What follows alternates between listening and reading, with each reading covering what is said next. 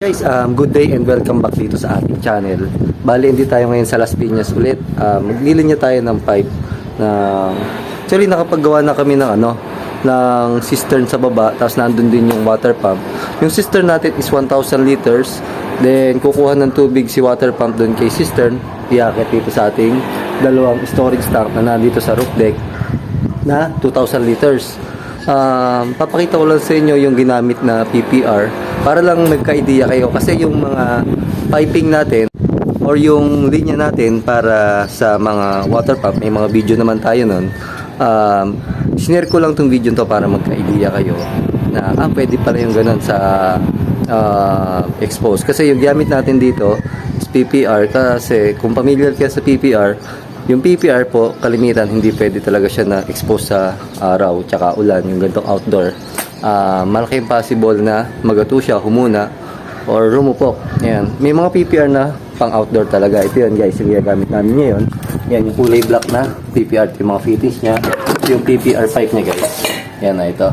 Yan. Tapos pakita ko sa inyo yung sa baba mamaya, yung sinet up natin na cistern tank na tsaka yung 1.5 HP na water pump guys. Yun, ang mangyari nun, aakyat yung tubig galing doon sa baba kay cistern, iaakit ni water pump, tapos magsasalin siya dito sa dalawang 2,000 liters natin na bladder tank, storage tank.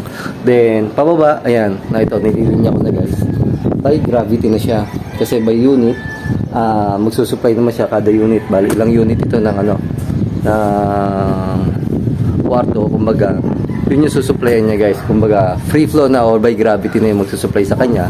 Ang advantage ng gantong setup ngayon, kung halimbawa brownout at hindi ka nakadepende kay water pump, may tubig ka dito kay storage tank.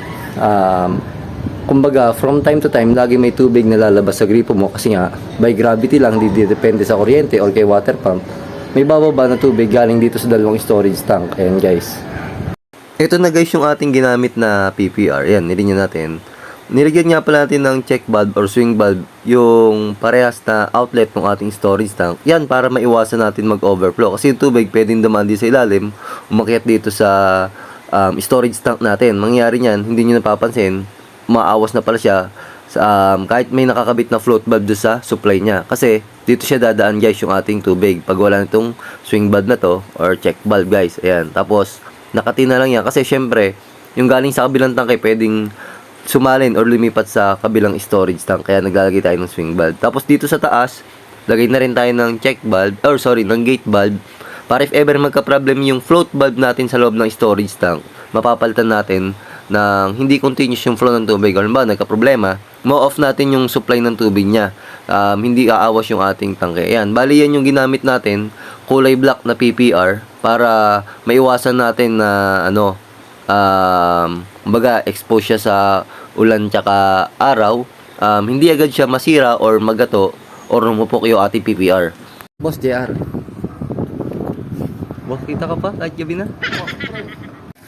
Yan, pinandar namin yung water pump sa baba para magpuno na siya. Tapos naglagay tayo ng another float switch para kapag umangat na yung tubig niya or napuno na, mamamatay na yung water pump sa baba. Hindi lang tayo nakadepende dito kay float valve, kasi pag minsan umaawas yung float valve, lalo na pag nag-swing itong float valve, minsan may lalabas pa rin tubig, tendency yun, mandar pa rin yung motor natin. Kaya yung pressure switch yung float switch yung magti-trigger ng motor natin para mag-off siya.